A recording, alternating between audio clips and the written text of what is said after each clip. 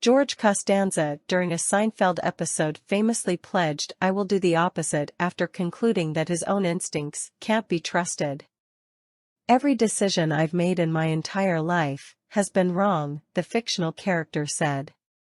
That strategy may have helped House Speaker Kevin McCarthy, Republican California, secure a hard-fought victory within his own caucus over the debt ceiling limit, the New York Times reports.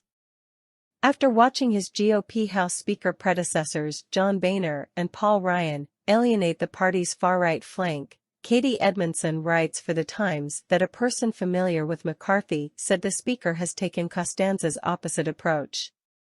Edmondson writes that whatever Mr. Boehner did, the person said, Mr. McCarthy would do the reverse, likening McCarthy's approach to the debt ceiling debate within his own party to the Seinfeld episode.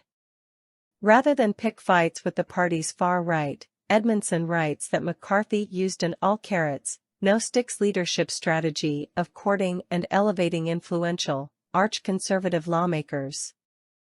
In 2011, when he was facing a debt ceiling breach and conservative Republicans were balking at raising the ceiling, Mr. Boehner sought to sideline the hard-right flank of his conference and negotiate with President Barack Obama to avert a catastrophic default.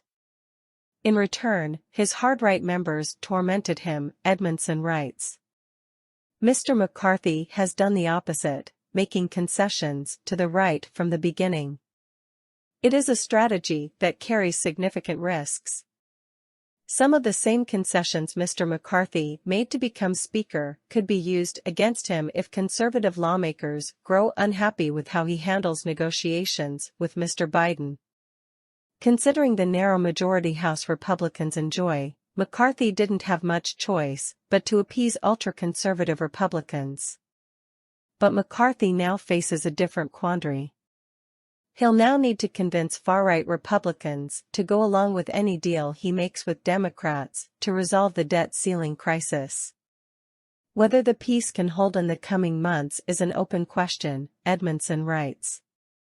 Representative Ken Buck, Republican Colorado, who was among 4 Republicans who voted against McCarthy's debt bill, told The Times that considering it took all McCarthy had just to get a win in his own caucus, the Speaker faces a formidable challenge. It is going to get harder, Buck said, noting that should McCarthy reach a bipartisan agreement over the debt ceiling, it's going to be a very tough vote for people.